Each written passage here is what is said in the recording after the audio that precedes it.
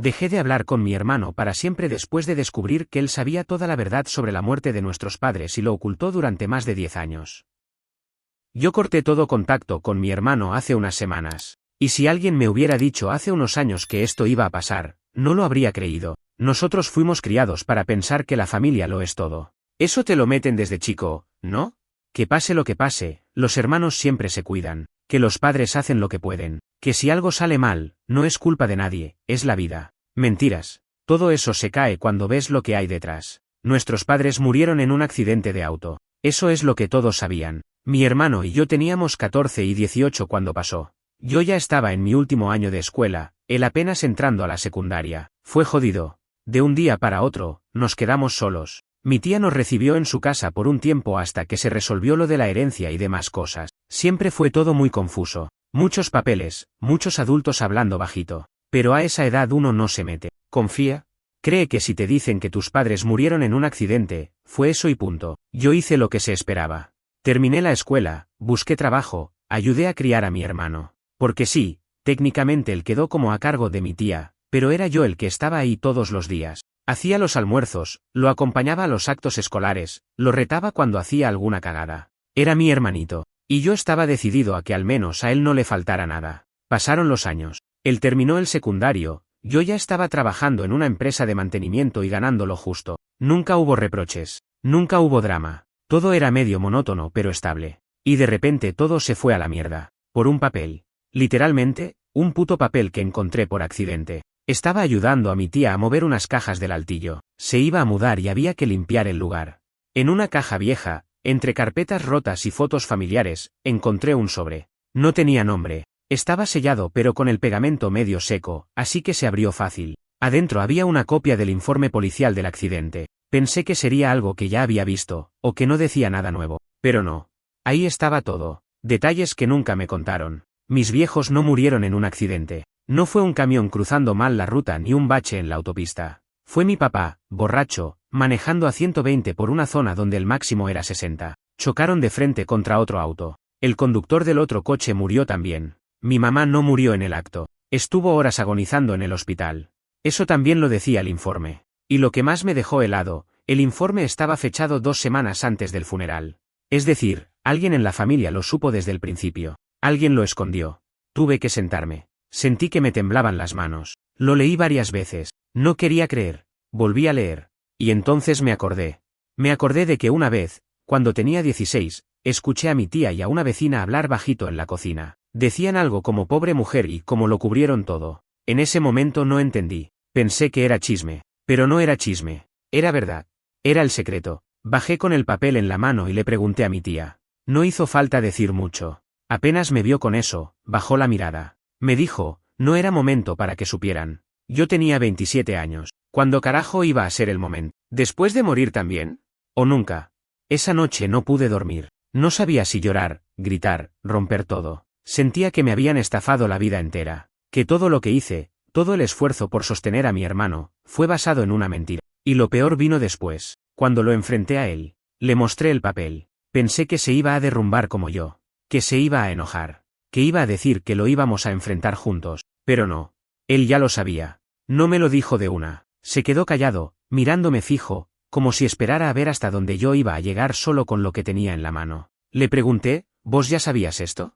Y se quedó callado. Eso ya fue suficiente para mí. Le volví a preguntar, más fuerte esta vez. No gritándole, pero con esa rabia contenida que te quema el pecho. Y me lo confirmó. Que sí.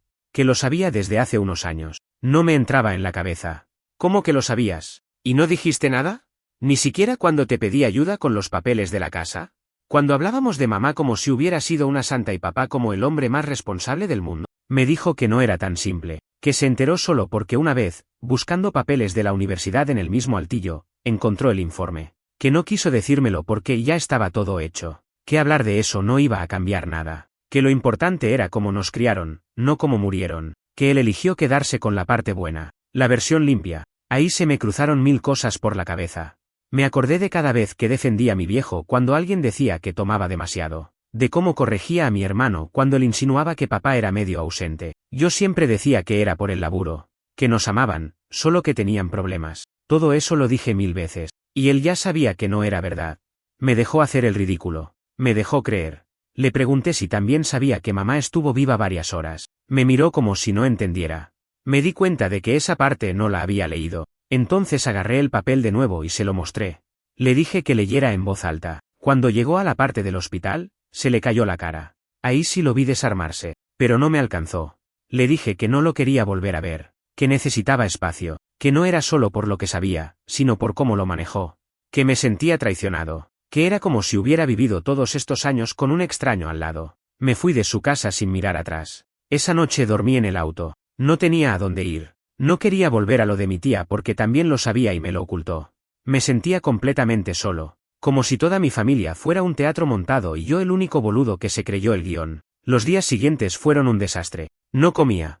No trabajaba. No respondía mensajes. Él me escribió varias veces, mensajes largos, intentando explicarse, pidiéndome perdón, diciéndome que no quiso hacerme daño, que solo intentó protegerme. Me decía que me quería, que seguía siendo mi hermano, que no sabía cómo arreglarlo pero que estaba dispuesto a hacer lo que hiciera falta. Yo no le respondí nada. Y después vino lo peor, me escribió mi tía. Me pidió que hablara con él, que no fuera tan duro, que entendiera que todos hicieron lo mejor que pudieron, que ocultarlo fue una forma de cuidarnos. ¿Cuidarnos de qué? ¿De la verdad? ¿De lo que realmente pasó? ¿De ver que nuestros padres no eran perfectos? ¿Qué clase de protección es esa? ¿Mentirnos por casi 15 años? Esa frase me volvió loco. Lo mejor que pudieron. Qué fácil decir eso cuando uno tiene la información completa y los otros están caminando a ciegas. Después empecé a pensar en todo lo que vino después del accidente, cómo fue repartida la herencia, cómo mi tía tuvo acceso a la cuenta bancaria de mis padres, cómo se compró un auto nuevo a los pocos meses. En ese momento pensé que era coincidencia. Ahora ya no estoy tan seguro de nada. Y empecé a revisar, a buscar papeles, a pedir copias bancarias. Y ahí fue cuando empecé a ver otra capa más de la mentira. Porque sí, la historia de cómo murieron fue una traición. Pero lo que hicieron con lo que dejaron, eso ya es otra cosa. Nunca me metí mucho con lo del dinero después de que ellos murieron. Yo tenía 18, y mi prioridad era que mi hermano estuviera bien. La tía se hizo cargo de casi todo lo legal. Siempre dijo que era por nuestro bien, que nosotros no teníamos cabeza para lidiar con esos temas tan pronto después del accidente. ¿Y tenía sentido, no? 2 pibes huérfanos de golpe. Nadie se pone a pensar en cuentas bancarias en ese momento. Pero después de encontrar el informe, empecé a mirar todo distinto. Empecé a recordar detalles, como que una vez, hace años, vi una carta del banco con el nombre de mi papá, pero con la dirección ya cambiada a la de mi, o como ella nos daba una mesada a los dos, como si fuera plata suya, cuando en realidad la plata venía de los seguros de vida. Todo eso ahora tenía otro color. Lo primero que hice fue pedir un informe del testamento. No fue fácil, tuve que hablar con abogados, probar que era hijo, conseguir copias de acta, pero lo conseguí. Y ahí estaba todo. Mis padres habían dejado bienes modestos, pero entre el seguro del auto, el seguro de vida, y algunos ahorros, había una suma bastante decente, más de lo que yo hubiera imaginado, lo suficiente como para haber vivido tranquilos al menos unos años. Pero esa plata desapareció rápido, demasiado rápido. Vi el registro de transferencia, la cuenta se abrió a nombre de la tía como tutora legal. Normal. Pero lo raro fue ver cómo en menos de 2 años, el 70% de la plata se había gastado. Compras, retiros en efectivo, un préstamo que supuestamente se devolvió pero que nunca apareció como ingreso de vuelta.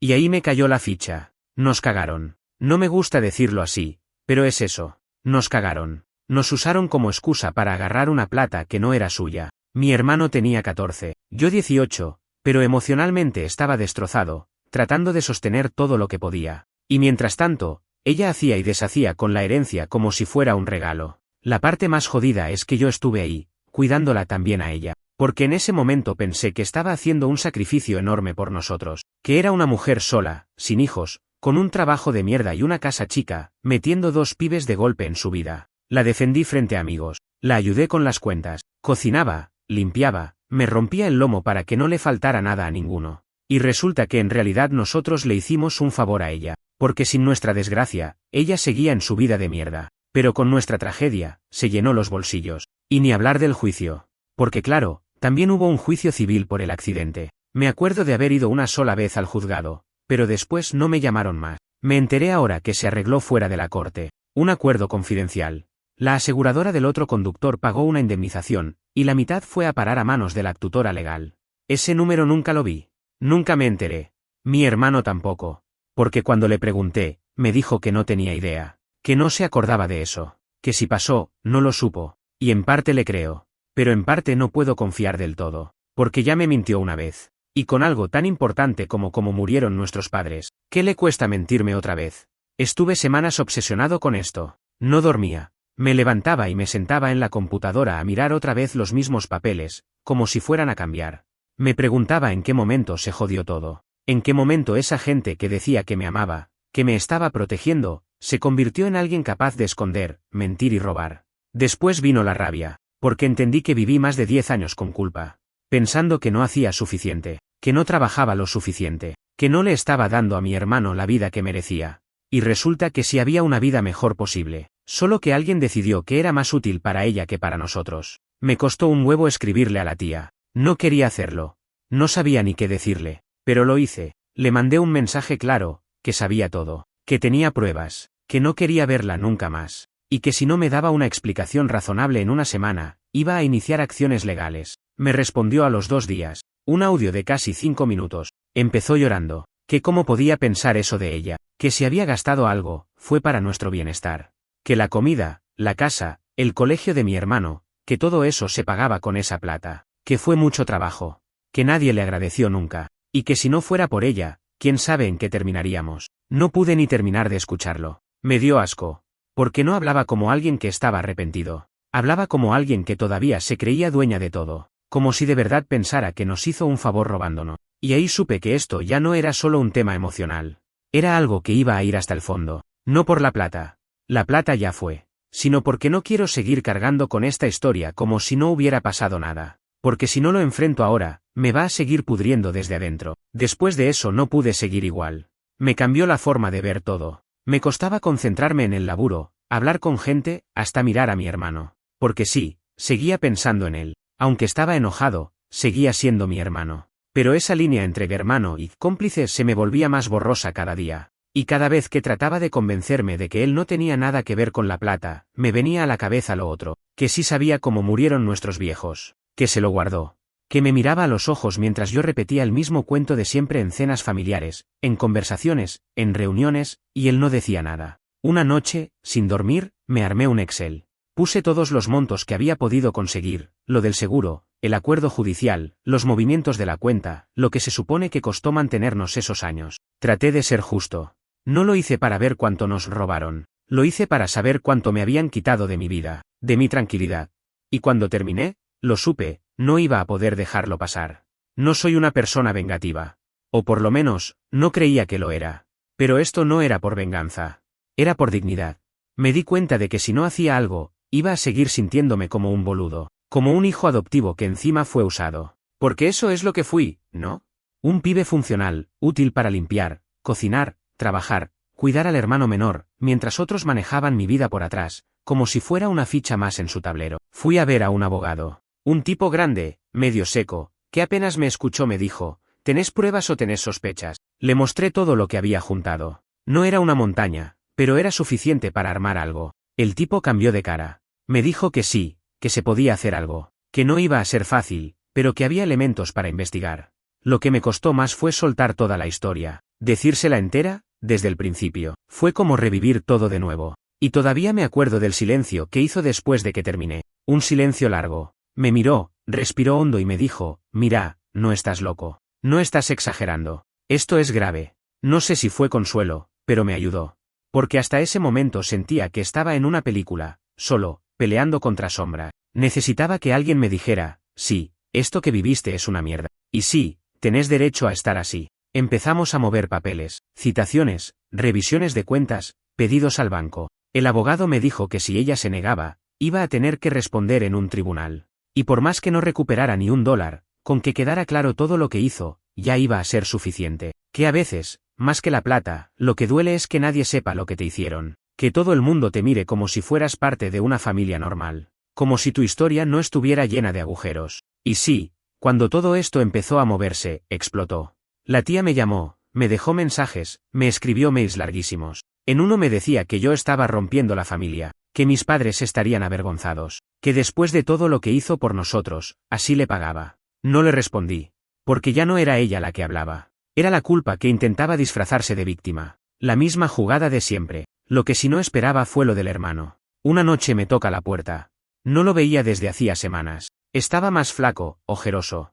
Me miró como si no supiera por dónde empezar. Yo no lo hice pasar. Nos quedamos parados en la entrada, con un silencio raro. Me dijo que sabía todo lo que estaba pasando, que se enteró porque la tía llorando le contó que la iba a llevar a juicio, y me pidió, con voz temblorosa, que parara, que no siguiera con eso, que lo íbamos a lamentar los dos. Le pregunté, ¿lamentar qué? Y no me respondió. Bajó la mirada. Le pregunté si sabía lo de la plata. Me dijo que no. Le pregunté si estaba seguro. No me lo juró. No me lo pudo jurar. Y ahí supe que no estaba tan limpio como decía. Quizás no supo todo, pero algo sabía. Algo olió. O algo vio y decidió no mirar más. Le dije que ya no era mi problema. Que yo no estaba haciendo esto por bronca. Le dije que ni siquiera era por él. Que era por mí. Porque estaba cansado de vivir con una historia rota. Cansado de fingir que estaba todo bien. Y ahí se quebró. Me dijo que siempre supo que algo estaba mal. Que escuchaba cosas. Que la tía decía frases raras por teléfono. Que a veces hablaba con una amiga sobre cómo estiraba la plata y que nadie se iba a enterar. Que él tenía miedo. Que no sabía cómo decirme. Que yo era todo lo que tenía. Y que por eso no quiso arruinar lo poco que quedaba. No sabía si abrazarlo o mandarlo al carajo. Me dolió. Porque de verdad lo quise mucho tiempo. Pero a veces no alcanza con querer. A veces hay que actuar. Y él no actuó. Le dije que se fuera. Que no quería pelear. Pero que tampoco podía seguir como si nada. Y cuando se fue, entendí que mi familia ya no existía. Que lo único que quedaba era el eco de una versión que inventamos entre todos. Por comodidad. Por miedo. Por no romper del todo lo que ya estaba agrietado. Después de que mi hermano se fue esa noche, no me volví a sentir igual en esa casa. Era mía, sí, pero sentía que estaba contaminada. Cada rincón me recordaba algo que ahora ya no tenía sentido. Las fotos, los objetos que heredamos, todo me parecía parte de un decorado armado sobre una mentira. Estaba tan metido en este quilombo que ya no sabía ni qué quería. Justicia, sí, pero también silencio, cerrarlo todo, no hablar más con nadie, desaparecer. Pero al mismo tiempo no quería que pasara como si nada. El abogado me dijo que la tía había respondido por carta documento. Básicamente, se hacía la víctima. Que los gastos estaban justificados, que no había nada ilegal. Que si hacía falta, ella podía demostrar todo con facturas y registros. Todo muy armado. Todo demasiado limpio, como si lo hubiera preparado hacía años por si algún día pasaba esto. Entonces le pedí al abogado algo que no había querido antes, hablar con alguien del entorno judicial que pudiera revisar la situación con más profundidad. No solo por lo legal. Yo quería entender qué posibilidades reales tenía de que esto se convirtiera en una denuncia en serio. No me iba a tirar al barro solo para que después me dijeran que era una pelea familiar sin peso penal. Me consiguió una entrevista con una mediadora que trabajaba en casos de abuso de poder dentro de entornos familiares. No abuso físico ni sexual, sino económico, emocional. Gente que se aprovechaba de tutelas, herencias, incapacidades. Era una mujer mayor, muy directa. Le conté todo sin filtro, sin exagerar nada. Y cuando terminé, me dijo algo que no me voy a olvidar más. Vos no querés justicia, vos querés que alguien te diga que tenés razón. Y eso también es válido. Me quedé mudo. Porque era verdad. Quería que alguien, con autoridad, me dijera, sí, te cagaron. Y sí, tenés derecho a estar así. Ella me explicó que mi caso era más común de lo que pensaba. Que muchos familiares abusan del rol de tutores. Que los huérfanos adolescentes son un blanco fácil. Que hay un vacío legal enorme ahí. Y que, en la mayoría de los casos, nadie lo investiga. Porque todo queda dentro de la familia. Y las familias tienen ese pacto silencioso de no exponer nada. Me ofreció acompañarme en una mediación, por si decidía citar a mi tía antes de ir directo a juicio. Le dije que lo iba a pensar. Porque ahí me empezó a entrar la duda. ¿Y si esto no termina en nada? ¿Y si gasto años en un proceso que solo me arruina más? Volví a casa esa noche con la cabeza explotada. Y me encontré con una carta en el buzón. Manuscrita. De mi tía. No tenía remitente, pero la letra la reconocí al toque. Me senté a leerla en el piso de la cocina, como si no tuviera fuerza para llegar al sillón. Eran 3 páginas, llenas de justificaciones. Decía que no sabía cuánto me había lastimado. Que ella había hecho lo mejor que pudo con lo que tenía. Que no era fácil criar a 2 chicos solos, que el Estado no ayuda, que todo se vuelve caro, que no todo era como yo pensaba. Pero después, en la 3ª página, estaba lo que me rompió por completo. Admitía que usó parte del dinero para pagar deudas personales. Que en ese momento pensó que lo devolvería, pero que la vida se le fue encima. Que se sintió mal, pero que después ya era tarde. Y que prefirió no decir nada. ¿Y sabes qué fue lo peor de esa carta? Que no pedía perdón. No decía lo siento. Era como una explicación larga para justificar algo que, en el fondo, ni siquiera consideraba tan grave. Como si lo hiciera desde un lugar de yo también sufrí. Me dio bronca, pero también tristeza, porque entendí que no iba a haber un final limpio para esto. Nadie iba a confesar de rodillas, nadie iba a devolver nada, nadie iba a querer ver lo que de verdad hizo. Esa noche lloré. No como en las películas, lloré feo, con mocos, con el cuerpo temblando, en silencio, en la oscuridad.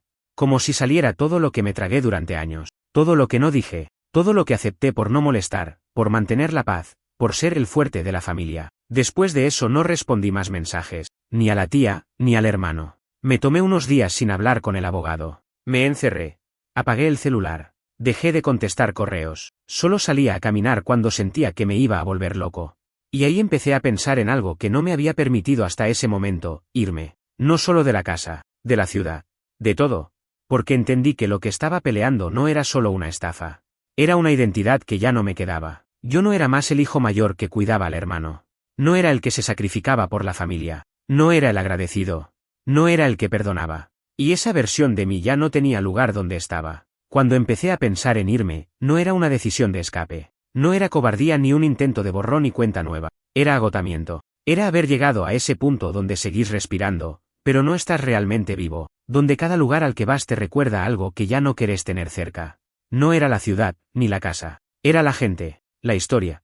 El pasado pegado en cada esquina. Tenía algunos ahorros. No mucho, pero suficiente como para estar un tiempo sin trabajar si era cuidadoso. Me puse a buscar departamentos en otras ciudades. Nada muy lejos, pero lo suficientemente fuera del radar para que nadie viniera a tocarme la puerta. Me gustó uno en Nashville. Barato, chico, en una zona tranquila. Nunca había estado, pero no me importaba. No buscaba una ciudad mejor. Solo quería una que no me conociera. Le mandé mensaje al abogado para avisarle que me iba a mudar y que el proceso seguía, pero que no quería estar presente para la parte emocional. Que lo manejara como una causa fría. Él entendió. Me dijo que no me preocupara, que él se encargaba. Que si aparecía algo nuevo, me iba a avisar. Pero que lo más probable era que, a menos que ella hiciera una confesión por escrito, todo se iba a diluir en tecnicismos. Podés pelearla, me dijo, pero te va a costar años. Y tal vez no ganes nada. Y eso me dejó pensando varios días, porque sí, yo quería justicia, pero no iba a sacrificar lo poco que me quedaba de mí para conseguir algo que no podía devolverme los años robados. Lo que quería, al final, era que dejara de doler. Y eso no se resuelve en un juzgado. Alquilé el departamento en Nashville por 6 meses. Un contrato simple, sin amarras. Vendí algunas cosas que no quería llevar. Regalé muebles, tiré cajas enteras llenas de papeles viejos. Saqué las fotos de los portarretratos y las guardé en una carpeta. No podía tirarlas, pero tampoco podía verlas. Al menos no ahora. Me despedí de un solo amigo. Uno solo. No quise explicaciones largas ni cenas de despedida. Le dije que necesitaba espacio, que algún día le iba a contar todo. Me abrazó sin decir nada. Eso fue lo más honesto que recibí en meses. El día que me fui, nadie vino a despedirse. Y me gustó que fuera así. Salí temprano, el auto cargado, música baja, ninguna lágrima. Solo un silencio raro. Como cuando algo termina y no sabes si alegrarte o llorar. El primer mes en Nashville fue raro. Silencioso.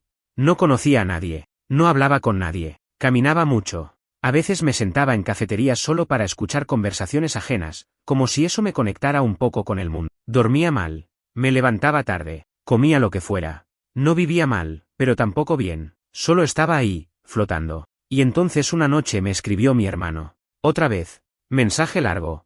Decía que se había ido de lo de la tía. Que alquiló un cuarto en casa de un amigo. Que necesitaba distancia. Que había empezado terapia. Que se dio cuenta de muchas cosas que no había querido ver. Que había leído libros sobre trauma familiar, sobre dinámicas tóxicas, sobre cómo uno hereda el silencio de sus padres. Me mandó un párrafo que se le había quedado pegado. El que calla para no romper la familia, termina roto por dentro. No supe qué responderle. Estuve 3 días sin abrir el mensaje. Lo leía desde la notificación, pero no lo abría. Como si abrirlo fuera una aceptación. Como si responder fuera volver atrás. Pero también sentí algo que no había sentido en todo este tiempo, que él, al menos, estaba tratando de entender. Y eso valía algo. No le respondí nada largo. Solo le puse, está bien que lo hagas. No sé si voy a poder perdonar, pero no te odio. Y fue verdad.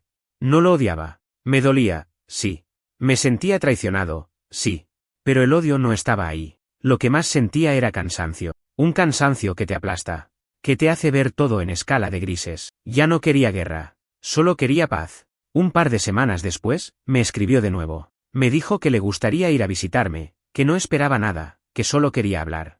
Le dije que no, que todavía no, que necesitaba más tiempo, y lo aceptó.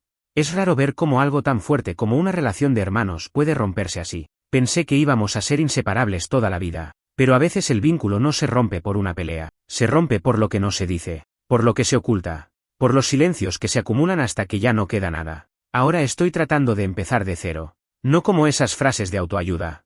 Literalmente empezar de cero, reescribir la historia desde este punto, no negar el pasado, pero no dejar que me defina. Estoy considerando volver a estudiar. Algo simple, psicología o trabajo social, tal vez. Quiero entender cómo se llega a vivir años enteros con la verdad delante de tus ojos y aún así no verla. Casi 6 meses después de haberme mudado, empecé a notar que las cosas ya no me dolían igual. No era que estuviera bien, pero ya no era ese dolor punzante, diario. Era más como una presión constante, un peso que te acompaña pero que ya aprendiste a soportar. Como cuando tenés una cicatriz y sabes que va a joder con el frío, pero igual seguís con tu vida. Lo raro es que no sabía qué hacer con eso. Porque uno se acostumbra tanto a estar roto que cuando deja de doler tanto, te sentís medio vacío. Lo del juicio se estancó, como ya me lo habían advertido.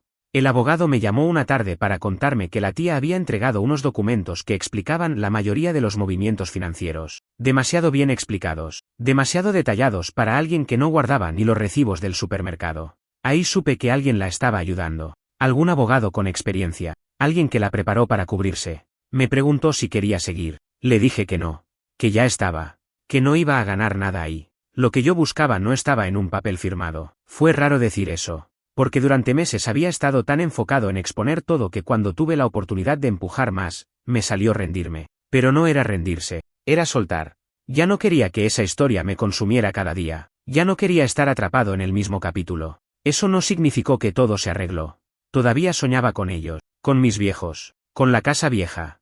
A veces soñaba que estábamos todos cenando y que yo sabía la verdad, pero ellos no o al revés, que todos sabían menos yo. Me despertaba agitado, confundido, con la sensación de haber viajado al pasado sin poder cambiar nada. Lo que más me costó entender fue esto: mis padres se murieron siendo personas que yo no conocía de verdad. Durante años los defendí, los idealicé, los convertí en mártires. Y resulta que papá era un tipo que se subía al auto borracho con su mujer al lado, que mató a otra persona, y que por poco no mató a la suya. Mamá no era la santa que yo pinté, tampoco hizo nada para detenerlo, o al menos eso parece. No sabemos si discutieron, si ella suplicó, si lo acompañó con resignación. Nunca vamos a saber. Esa incertidumbre me volvió loco un tiempo, pero ahora me estoy obligando a aceptarla. Hay cosas que no se van a resolver. Hay preguntas que nadie puede responder. Y está bien. O al menos, tiene que estarlo. Con mi hermano, las cosas siguen distantes. Nos hablamos cada tanto. Mensajes sueltos. A veces una llamada corta. Nada profundo. Nada que toque la herida. Como si estuviéramos tanteando el terreno, viendo si algún día vamos a poder mirarnos de nuevo sin todo ese peso entre los dos. Yo no sé si va a pasar. Pero tampoco me cierro por completo. El otro día me mandó una foto. Estaba en el cementerio. Había ido solo. Me dijo que por primera vez en años se animó a sentarse ahí, frente a la tumba de nuestros viejos, y hablarles. No como el hijo agradecido, sino como el pibe enojado, confundido, herido. Me escribió, no sé si me escucharon, pero me saqué una mochila de encima. Le respondí, está bien. A veces ni importa si alguien escucha. A veces alcanza con que lo digas. Yo todavía no fui. Ni pienso ir por ahora. No me siento listo para eso. Sería como cerrar algo que todavía me está sangrando. Prefiero dejarlo abierto, pero quieto. Empecé a escribir todo esto para tener un registro. Primero en un cuaderno, después en archivos de Word. Y ahora lo estoy subiendo acá. No porque quiera apoyo, ni por likes, ni por consejos. Lo hago porque necesito dejarlo en algún lado que no sea mi cabeza. Necesito sacarlo de encima, aunque sea un poco. Lo más jodido de toda esta historia no fue el accidente, ni la mentira, ni la plata robada. Fue la sensación de que nada era real. De que la gente en la que confías puede ocultarte cosas toda una vida. Y que vos podés amar a alguien que en el fondo nunca te vio como su igual. Como alguien digno de la verdad. No sé qué va a pasar con la tía. Me llegó un rumor de que está vendiendo su casa, que se quiere mudar. A mí ya no me importa. Que haga lo que quiera. Que se borre. Que se reinvente. Yo ya no tengo espacio para eso. Hace poco encontré una caja que me había traído conmigo pero que nunca abrí. Estaba llena de cosas de mi hermano cuando era chico. Dibujos, cartas del colegio, regalos del día del hermano. La abrí una noche en la que no podía dormir. Me quedé mirando uno de los dibujos. Era una casa, 2 personas, y un perro que nunca tuvimos. Atrás decía, con mi hermano, nada me falta. Me partió. No porque lo extrañe, sino porque me acuerdo de ese nene, de lo que yo quería que fuéramos, y de cómo esa idea se rompió en 1000 pedazos. Hace unos días recibí una carta. No un mensaje, no un correo, una carta de verdad, de esas que llegan en sobre, escritas a mano, con letra temblorosa. Era de mi tía. No la abrí enseguida. La dejé en la mesa de la cocina por 3 días. Cada vez que pasaba, la miraba de reojo. Sabía que si la abría iba a tener que enfrentar cosas que ya había enterrado. Pero también sabía que no iba a poder tirarla a la basura sin leerla. No después de todo esto. Cuando finalmente la abrí, me encontré con algo distinto a lo que esperaba. No era una defensa. No era un intento de limpiar su imagen. Era confusión. Desorden. Como alguien que está hablando consigo mismo más que conmigo. Decía que se estaba yendo de la ciudad. Que había vendido la casa porque ya no podía con el peso de los recuerdos. Que no sabía si lo que hizo estuvo bien o mal, pero que lo hizo con miedo. Miedo a quedarse sola. Miedo a no poder mantenernos. Miedo a que todo se le fuera de las manos. Decía que nunca quiso hacer daño. Que pensó que podía manejarlo. Que con el tiempo me iba a olvidar. Y que lo que más le dolía no era el juicio, ni los papeles, ni la plata. Lo que más le dolía era haberme perdido a mí. Cerraba la carta con algo que sí me dolió. Yo te vi como un hijo. Pero ahora entiendo que vos no me viste como una madre. Y quizá ahí estuvo siempre la diferencia. La leí una vez. Y la dejé ahí. No sé si voy a responder. No sé si quiero. No creo que haya nada que decir ya. No le deseo mal. Pero no quiero que vuelva a tener espacio en mi vida. Desde entonces, me he forzado a vivir de otra manera. No con alegría. No con energía renovada. No con un nuevo propósito. Pero con menos culpa. Empecé a trabajar medio tiempo en una biblioteca comunitaria. Es tranquilo. Me deja leer, estar solo, pero sin aislarme del todo. A veces algún nene me pregunta cosas, o una señora mayor me pide ayuda con los catálogos. Me recuerda que existe gente buena, que no todo el mundo está mintiendo, ocultando, usando. No volví a terapia. Fui algunas veces, pero no terminé de conectar con la psicóloga. Tal vez era muy suave. Me hablaba como si tuviera que reconstruirme. Pero no quiero reconstruirme. Solo quiero quedarme quieto un tiempo, respirar. Dejar que todo baje. Mi hermano me escribe cada tanto. Mensajes simples. A veces fotos de cosas que le recuerdan a nuestra infancia. Lugares, juguetes, hasta una foto vieja de nuestra casa de cuando éramos chicos. La mayoría de las veces no respondo. Pero no lo bloqueo. No lo cierro. Estoy dejando que exista ahí, en ese limbo, donde no somos enemigos ni hermanos cercanos. Solo 2 personas que pasaron por lo mismo, pero lo vivieron diferente. Una vez me preguntó si creía que íbamos a volver a ser familia. Le respondí que no sé. Porque la familia, como nos la enseñaron, ya no existe. Lo que había, se rompió. Y por más que uno junte los pedazos, nunca queda igual. A veces salgo a caminar sin rumbo, sin música, sin celular. Solo camino. Hay una ruta cerca de donde vivo, rodeada de árboles, sin mucho tránsito. Me siento en una piedra grande al costado y miro los autos pasar.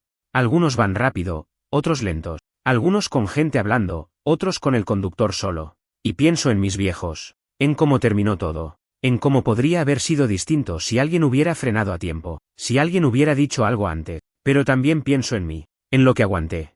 En lo que sobreviví. Porque sí, sigo acá. Y eso, aunque no lo celebre, tampoco lo doy por sentado. Todavía tengo esa caja con las cosas de mi hermano. No la tiré. Tampoco la abrí de nuevo. Está guardada en el armario del cuarto donde casi no entro. Algún día la voy a revisar bien. No ahora. No estoy listo. Pero saber que está ahí me da una especie de control. Como si decir todavía no fuera una forma de no cerrar del todo la puerta. Si alguien está leyendo esto, no sé qué consejo dar. Porque no escribí esto para eso. No tengo respuestas. No sé qué se hace cuando la gente que más querés te rompe. No sé cómo se cura algo así. Solo sé que se sobrevive. Un día a la vez. A veces con rabia, a veces con tristeza, a veces con nada.